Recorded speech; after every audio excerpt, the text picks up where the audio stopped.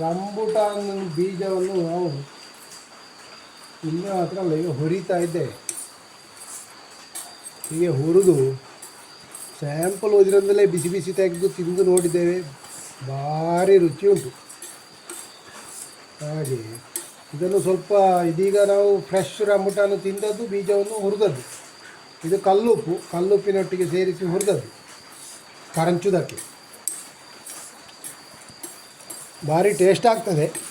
ಮತ್ತು ಬಹುಶಃ ಬೀಜವನ್ನೊಂದು 4 ದಿವಸ ಒಣಗಿಸಿ ನಂತರ ಹೊರೆದ್ರೆ ಇನ್ನೂ ಒಂದು ಬೇರೆ ಫ್ಲೇವರ್ ಕೊಡ್ಬೋದು ಅಂತೇಳಿ ನನಗೆ ಅನ್ನಿಸ್ತದೆ. ಹಾಗೆ ಇದರಲ್ಲಿ ಬೇರೆ ಬೇರೆ ಪ್ರಯೋಗಗಳನ್ನು ಮಾಡುವ ಸಾಧ್ಯತೆಗಳು ಜಾಸ್ತಿ ಕಾಣ್ತಾ ಇದೆ. ಮೌಲ್ಯವರ್ಧನೆಗೆ ತುಂಬ ಅವಕಾಶಗಳಿರುವಂಥ ಒಂದು ವಸ್ತು ಅಂತೇಳಿ ರಂಬುಟಾನ್ ಬೀಜವನ್ನು ಹೇಳ್ಬೋದು. ಹಾಗೆ ಒಳ್ಳೆಯ ಫ್ಲೇವರ್ ಉಂಟು, ಹುರಿಯುವಾಗ ಒಳ್ಳೆಯ ಪರಿಮಳ ಬರ್ತದೆ, ತಿನ್ನಲಿಕ್ಕೂ ಒಳ್ಳೆಯ ಟೇಸ್ಟ್ ಆಗ್ತದೆ. ಆಲ್ಮೋಸ್ಟ್ ಆಗಿದೆ ಇದೀಗ. ಇದನ್ನು ಆಫ್ ಮಾಡುವ, ತಣದ ಮೇಲೆ ತಿಂದು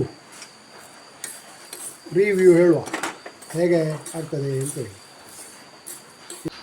ತಡೆಯುವುದಿಲ್ಲ ಈಗ, ಇದು ಬಿಸಿ ಉಂಟು, ಕೈಯಲ್ಲಿ ಮುಟ್ಲಿಕ್ಕೆ ಆಗೋದಿಲ್ಲ. ಆದರೂ ಸಹ ಇದರ ಪರಿಮಳ ತಡೀತಾ ಇಲ್ಲ ಅವರಿಗೆ. ಹಾಗೆ ಈಗಲೇ ಇದನ್ನು ರುಚಿ ನೋಡಬೇಕು ಅಂತೇಳಿ ನೋಡುವ. ಸ್ವಲ್ಪ ಅಲ್ಲಿಗೆ ತಣಿಸಿ ಊದಿ ರುಚಿ ನೋಡುವ.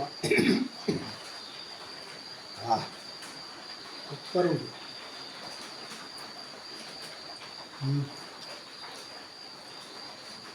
ಒಳ್ಳೆ ಹುರಿದೋಗಿದೆ, ಒಳ್ಳೆ ಪರಿಮಳ ಬರ್ತಾ ಉಂಟು.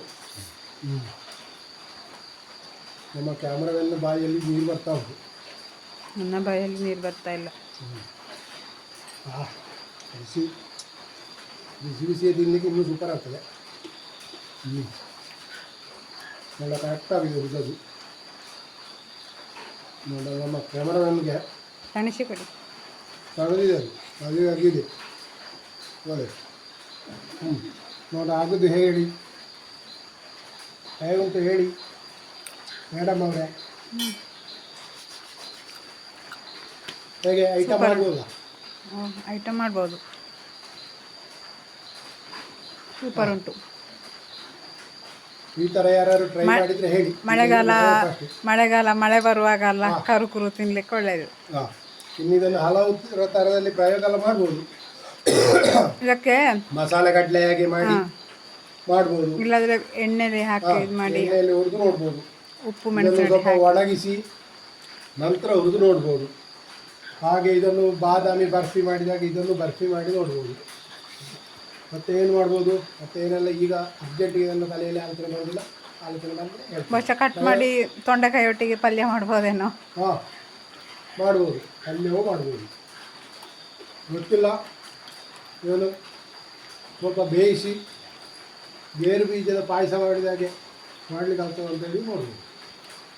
ಸಾಧ್ಯತೆಗಳು ತುಂಬ ಕಾಣ್ತದೆ. ಸೂಪರ್.